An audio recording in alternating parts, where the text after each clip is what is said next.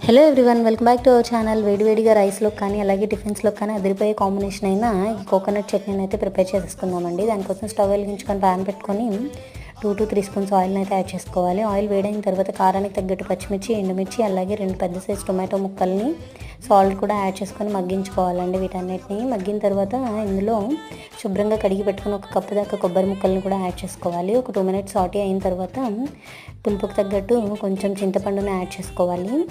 తర్వాత stove off చేసుకొని వెల్లుల్లి రెబ్బలు, కరివేపాకు, జీలకర్రను కూడా యాడ్ చేసుకోవాలండి. కొంచెం చల్లారిన తర్వాత మిక్సర్ జార్లో యాడ్ చేసుకొని మరీ ఫైన్గా కాకుండా గ్రైండ్ చేసుకోవాలండి.